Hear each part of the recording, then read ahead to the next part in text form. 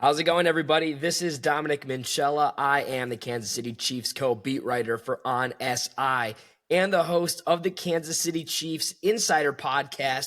Thank you guys so much for stopping in today. Now, as we move past from week 6, as the Detroit Lions head back to Detroit with a loss given to them by the hands of the Kansas City Chiefs at Arrowhead, which you see behind me.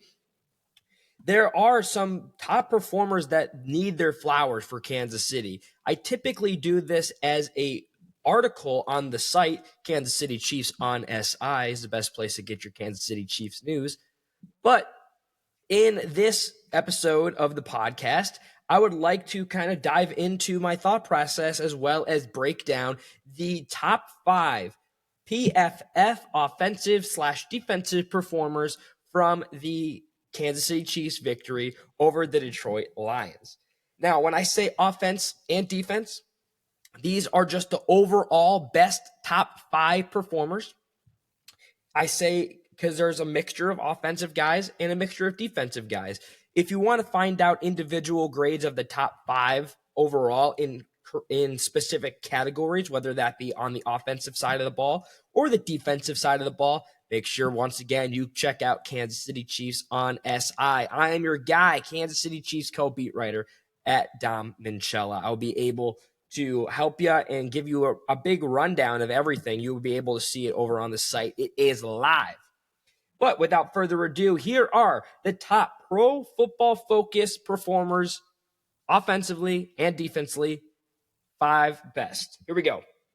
Number 1, from the victory over the Detroit Lions, is veteran tight end Travis Kelce. According to Pro Football Focus, Travis Kelce had the best overall grade and 45 total snaps. He had an 86.6 overall grade. That is the top grade for this podcast episode. Congratulations to Travis Kelce. As you know, maybe him losing some weight has shown that he is still able to go. He still looks pretty good out there, and as so long as Patrick Mahomes is his quarterback, he's going to find a way to make him look good, rather.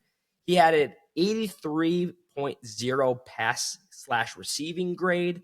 He had a 67.2 pass block grade and a 76.3 run block grade. Keep in mind also that Travis Kelce led Kansas City to the victory over Detroit with 6 receptions out of 7 targets, 78 receiving yards, averaging 13 yards per reception. His longest was 17 yards. Now, if you go back to how the narrative was going into this season, many people didn't think that Travis Kelce was going to be able to hold his own.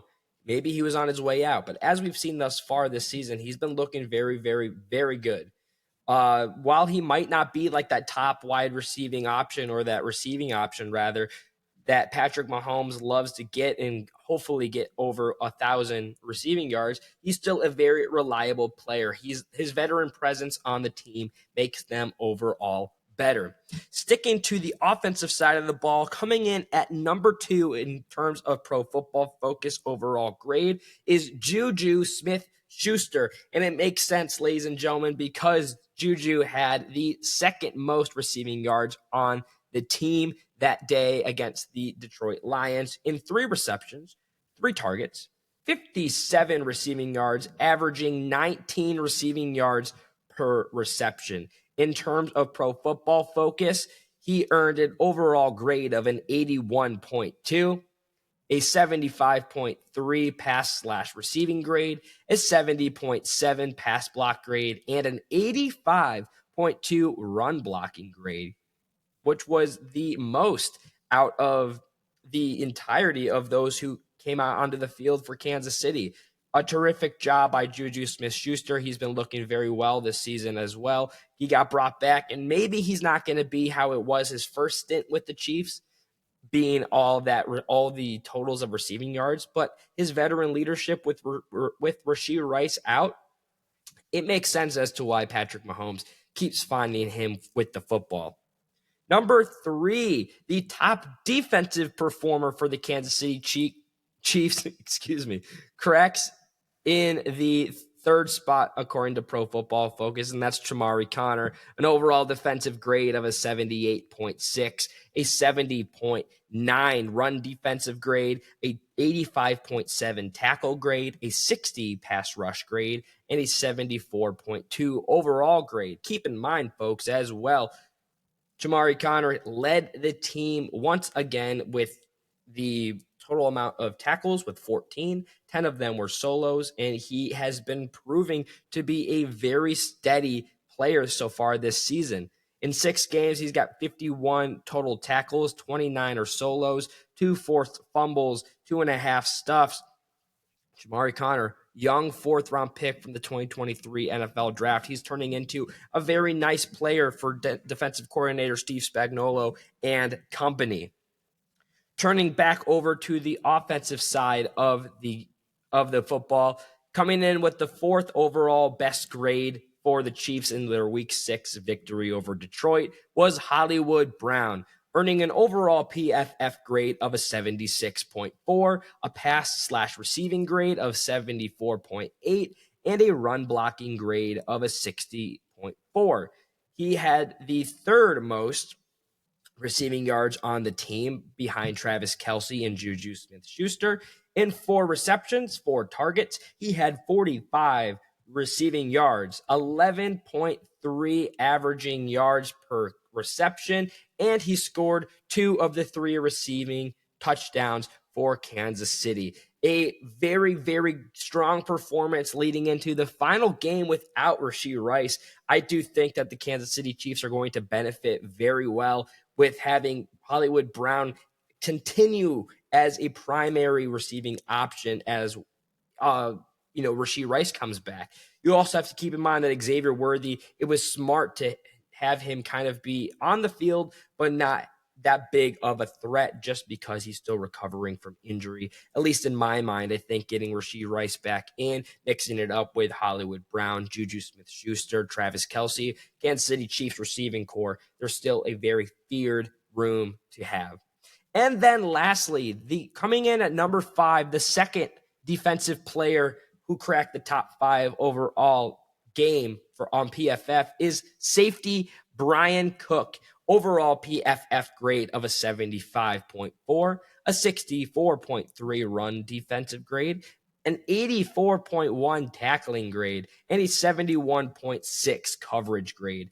And in terms of his statistics in the game, Bryan Cook had the 2nd most total tackles, tied with Leo Chenal, but that extra solo tackle of 5 puts him over. Overall, Bryan Cook, his total tackle mark was at 7, and he was a strong contributor once again, filling in that veteran leadership role thus far this season. Going into his final year of his rookie contract, he has 6 games played, 25 total tackles, 17 of them are solos, and a half stuff, as well as 2 passes defended. Ladies and gentlemen, going into the game against the Las Vegas Raiders in Week 7, I think that it is crucial that we continue to see these players thrive, especially if they have any way of cracking or taking back the AFC West that many believed was going to be in the hands of the Los Angeles Chargers or Denver Broncos. Kansas City Chiefs, they have proved that this was a huge victory for them and that one that they needed. Hopefully they carry that success over. But with that, as always, folks, be sure you follow me over on X at Dom Minchella. I post and repost every single day. You're not going to want to miss any coverage of the Kansas City Chiefs while we lead into Week 7 as well throughout the rest of the season. You can also follow us over at KC Chiefs on SI over on X. Every single story gets posted there. As I've said several times on the podcast, Kansas City Chiefs on SI is the place to get your Kansas City Chiefs news. And with that, as always, be kind to one another. And I'll see you tomorrow.